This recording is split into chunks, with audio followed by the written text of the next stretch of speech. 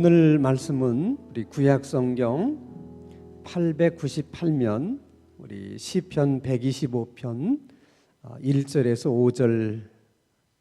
5절의 말씀입니다. 한 절씩 교독하겠습니다. 시편 125편 1절입니다. 여호와를 의지하는 자는 시온산이 흔들리지 아니하고 영원히 있음 같도다.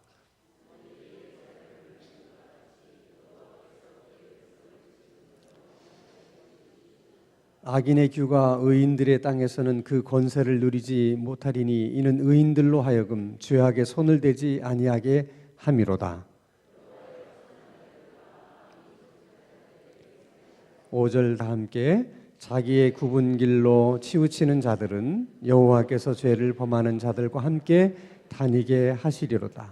이스라엘에게는 평강이 있을지어다. 아멘. 자, 시편 125편도 제일 위에 보면 가로치고 작은 글자로 성전에 올라가는 노래 그렇게 돼 있죠. 그러니까 시편 125편도 하나님의 성전에 올라가면서 불렀던 노래인데 그 노래 가운데 6번째 노래가 오늘 본문의 시편인 125편의 말씀이세요. 근데 그 주제는 하나님의 보호하심에 대한 것입니다. 하나님의 보호하심에 대해서 이게 시적으로 표현을 하지만은 굉장히 구체적으로 그 하나님의 보호하심에 대해서 말씀을 하고 있다는 것입니다.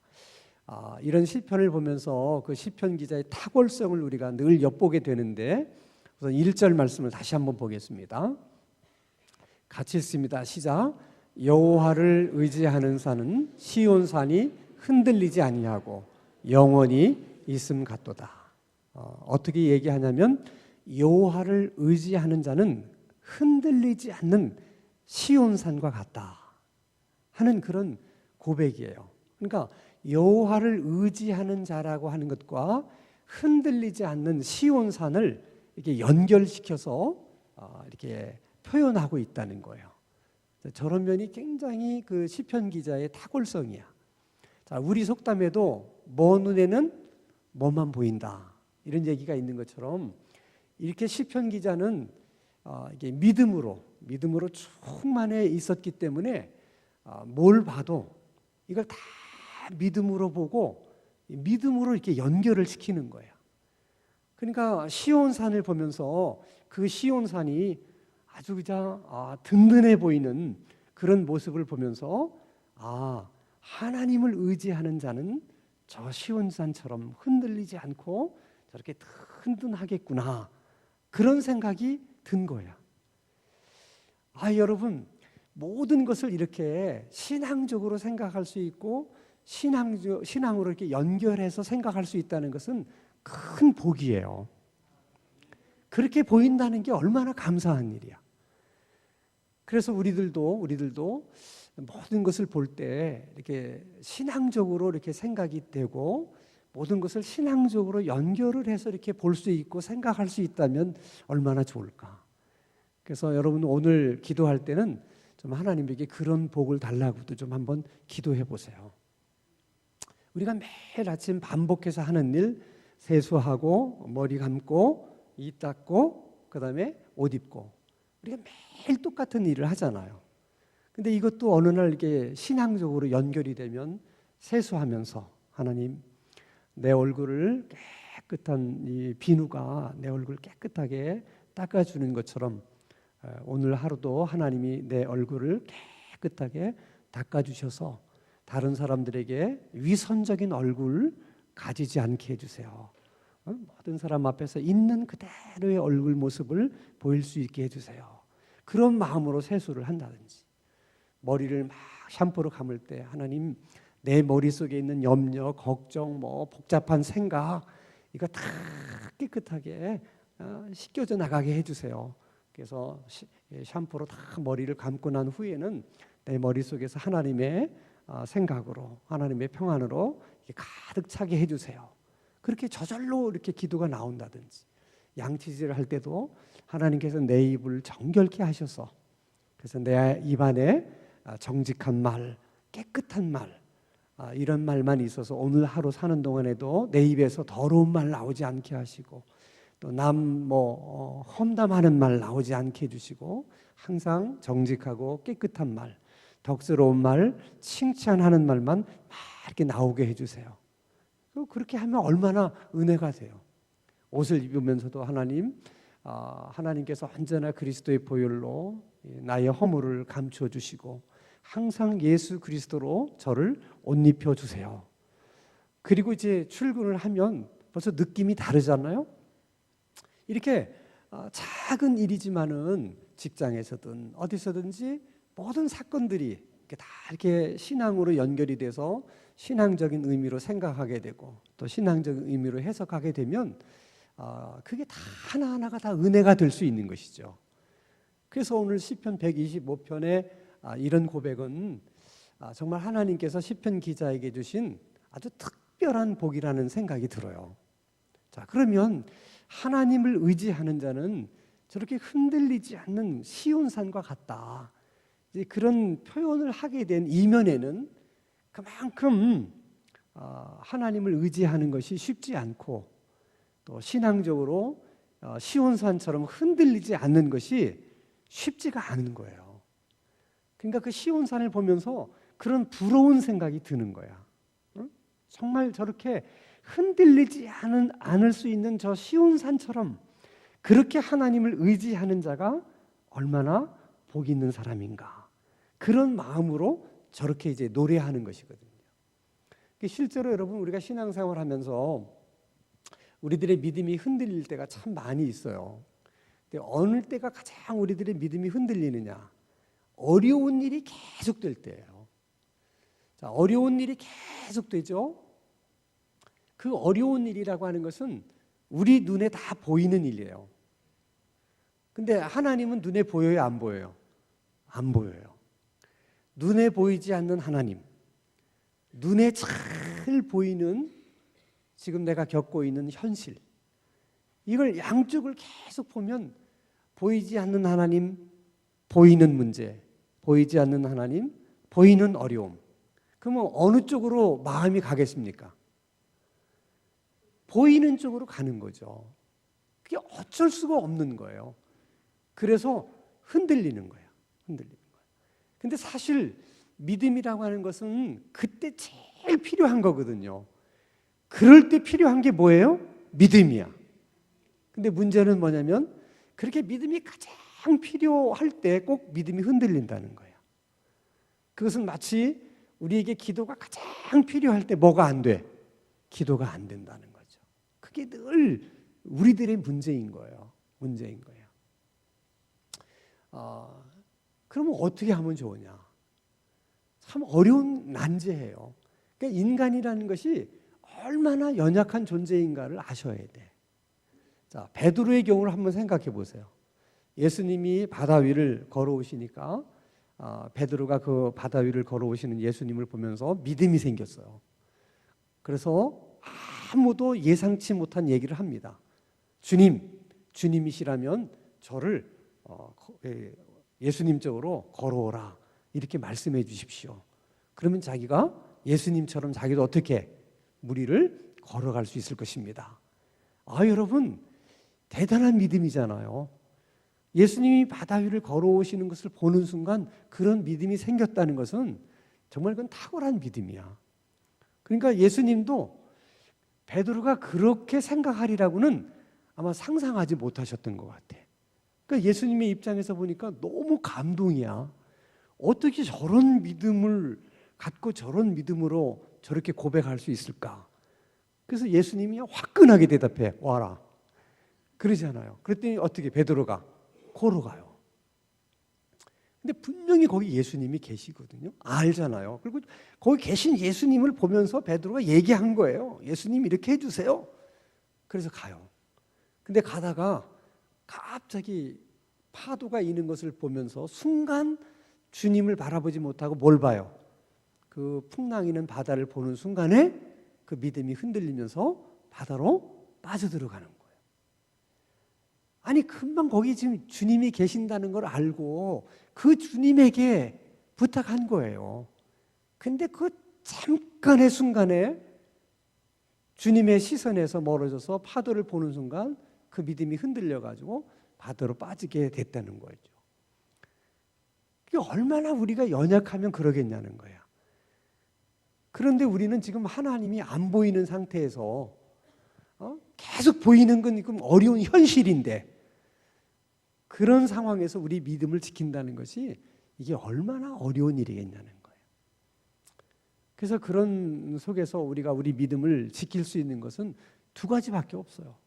그럼에도 불구하고 하나님의 말씀을 붙잡는 것이고 그럼에도 불구하고 기도의 줄을 붙잡는 거예요. 그리고 내가 믿는 그 하나님, 내가 아는 하나님의 말씀을 내가 믿음으로 고백하고 선포하고 선언하는 거예요. 그때 필요한 믿음은 선포적인 믿음이에요. 믿어져서만 그렇게 선포하는 것이 아니라 내가 그렇게 선포하면서 내가 한 말을 믿는 거예요. 그래서 2차 세계대전 당시에도 그 유태인의 그 수용소 거기서 이제 있다가 다 이제 가스실로 끌려가서 다 사람들이 죽어나가잖아요. 그 와중에 얼마나 많은 유태인들이 하나님을 향해서 기도하고 울부짖었겠습니까? 그런데도 하나님은 아무 말씀을 안 하시는 거야. 그리고 계속 친구가 죽어나가고 자기 부모가 죽어나가고 자기 자식이 죽어나가고 그런 상황 속에서 한 유태인이 끌려나가기 전에 벽에다가 이렇게 적었어요. 나는 태양이 보이지 않아도 태양이 있다는 것을, 나는 사랑을 느끼지 못해도 사랑이 있다는 것을, 나는 하나님이 침묵하셔도 하나님이 계시다는 것을 믿는다. 그래서 그 상황 속에서 그것이 선포하는 믿음이야. 다 의심이 돼도 나는 그러나 하나님을 믿는다.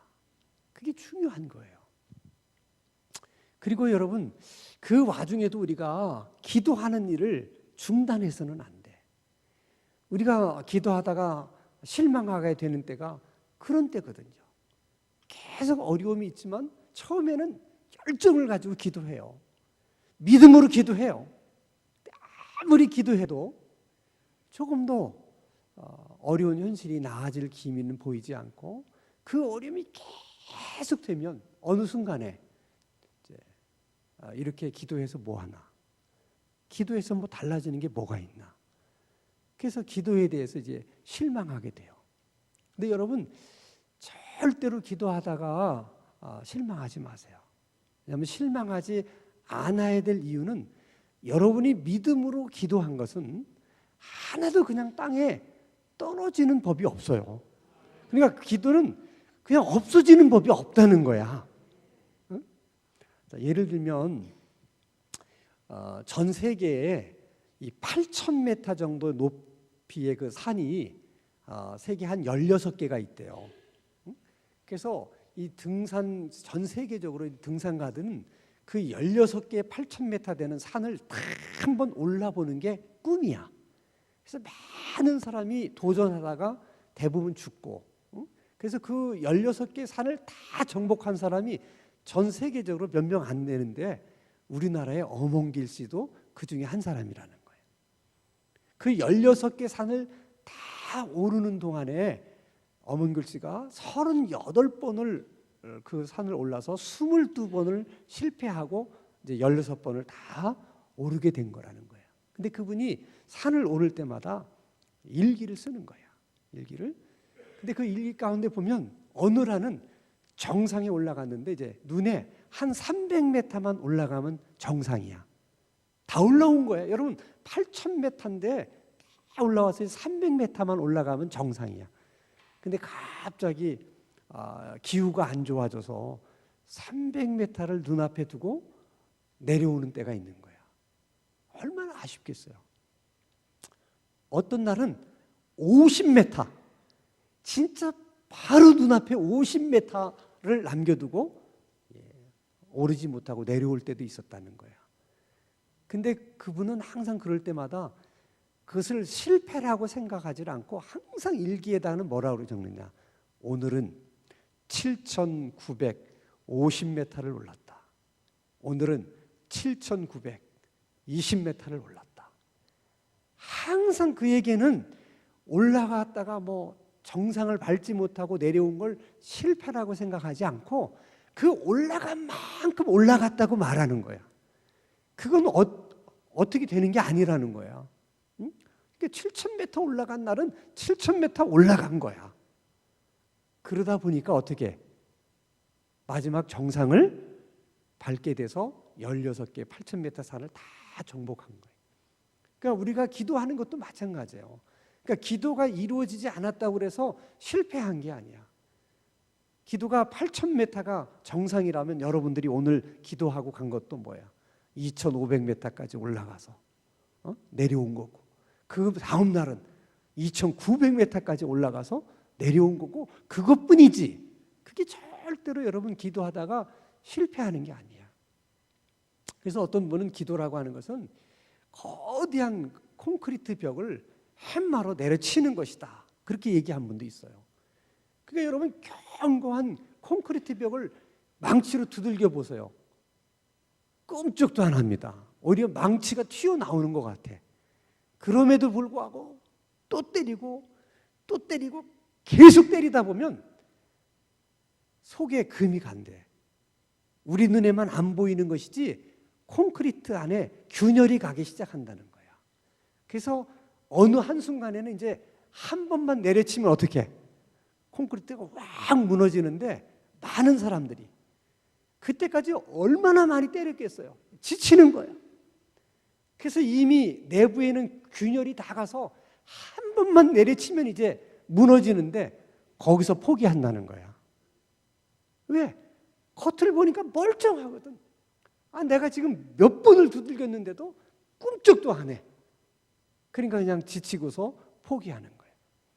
그래서 절대로 기도는 포기하면 안 돼. 언제까지 기도해야 돼?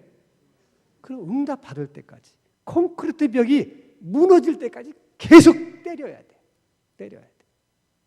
그리고 어떤 믿음을 가져야 되냐면 내가 때리다가 내가 이루어지지 못하는 걸 보고 내가 혹시 세상을 떠난다 하더라도 내가 죽은 후에라도 콘크리트 벽은 무너지게 돼 있어. 하나님이 그렇게 하시는 거예요.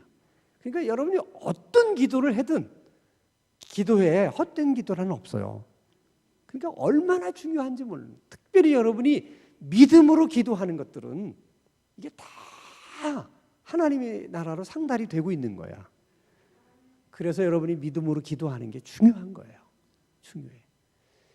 하나님을 의지하는 자 시온산처럼 요동하지 않는다. 시편 기자는 그렇게 얘기하면서 2절에서는 이렇게 또 고백을 합니다. 2절을 같이 한번 읽겠습니다. 시작. 산들이 예루살렘을 두름같이 여호와께서 그의 백성을 지금부터 영원까지. 이것도 신앙의 눈으로 보는 거야. 예루살렘 성전이 예루살렘 그 지역의 가장 높은 곳에 있어요. 시온산에.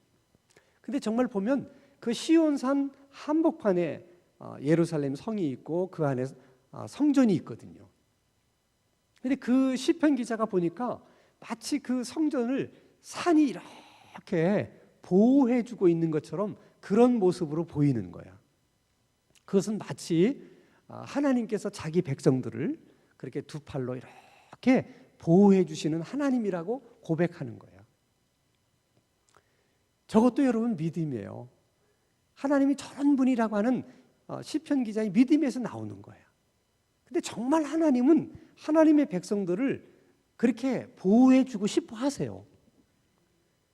그 하나님의 마음을 예수님께서 인간의 몸을 입고 이 땅에 오셔서 똑같은 얘기를 했어요. 마태복음 23장 한번 보겠습니다.